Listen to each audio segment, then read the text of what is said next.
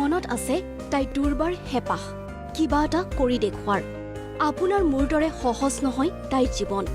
তথাপিও যেন জীৱন সংগ্ৰামত হাৰ মানিব নোখোজে 19 বছৰীয়া এইগৰাকী যুৱতীয়ে নাম পিঞ্চি গগৈ জন্মৰ পৰাই পিঞ্চিৰ নাই দুয়োখন হাত কিন্তু পিঞ্চি থমকি ৰোৱা নাই নিজৰ ভৰিৰে লিখা মেলা কৰে পিঞ্চিয়ে যেনেদৰে ভাল ল'ৰা বা ছোৱালীজনীয়ে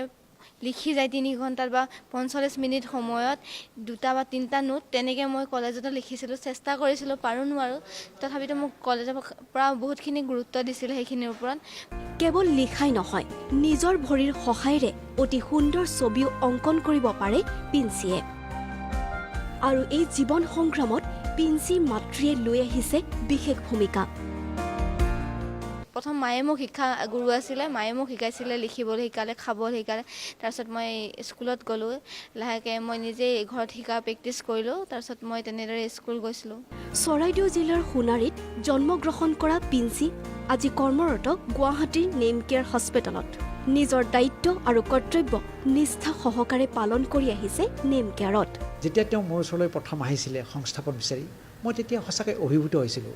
এওঁক যদি আমি ইয়াত সংস্থাপন দিওঁ এওঁৰ লগতে সৰ্বসাধাৰণ ৰাইজো উপকৃত হ'ব এইটো কাৰণে যে মই তেওঁক মে আই হেল্প ইউ ডেস্কত বহাইছোঁ আৰু মানুহক সহায় কৰিবৰ কাৰণে আগবঢ়াই দিছোঁ যিকোনো এজন মানুহে ইনফৰমেশ্যন বিচাৰি কোনো ডক্টৰ কোনোবা এজন ৰোগী বা কাৰোবাৰ বিষয়ে সুধিব আহিব তেওঁ ইমান সুন্দৰভাৱে বুজাই কৈ দিয়ে আৰু সেইখিনি কথা শুনি মানুহ অভিভূত হয় বহু ঘাট প্ৰতিঘাতৰ মাজেৰে পাৰ হৈছে পিঞ্চিৰ জীৱন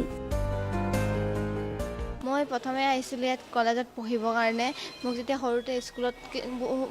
স্কুলবোৰত নাম লগাব দিয়া নাছিল মোক তাৰপিছত মই চৰকাৰী স্কুলত পঢ়িবলৈ গ'লোঁ তাৰপিছত তাত মই চিট পৰীক্ষা দিয়াৰ পিছত মোৰ মেণ্টেল প্ৰব্লেম বুলি ক'লে মেণ্টেল প্ৰব্লেম হোৱাৰ পিছত আমাৰ ওচৰৰে এজনে মোক স্কুলত নাম লগাই দিলে সোণাৰী জাতীয় বিদ্যালয়ত তাৰপিছত তাৰ মই পঢ়িলোঁ হায়াৰ ছেকেণ্ডেৰী পাছ কৰাৰ সময়তো মোক বহুত বাধা আছিল সেই বাধাটো হৈছে যে মই পৰীক্ষা দিয়াৰ পাছতো পৰীক্ষাত এবচেণ্ট বুলি তেওঁলোকে মাৰি দিছে কিন্তু ইমানৰ পিছতো হাৰ মানিব খোজা নাই তাই কাৰণ 19 বছৰীয়া পিঞ্চিৰ আছে অলেখ সপোন সেই সপোন সাৰ্থক কৰিবলৈ তাইক লাগে আপোনাৰ আৰু ৰজাঘৰীয়াৰ অলপমান মৰম আৰু অলপমান সহায় যোৱা বছৰ ৰাজস্থানত খেলি আহিছোঁ আৰু গুৱাহাটীত খেলিছিলোঁ 2015 চনত গ'ল্ড মেডেল লৈ গৈছোঁ মই গৌৰৱ কৰি আনিব পাৰিম যদি মোক চৰকাৰী সুবিধা কৰি যদি লৈ যায় কেমেৰা পাৰ্চন পৱনৰ সৈতে কাকলি বৰাৰ ৰিপৰ্ট প্ৰতিদিন টাইম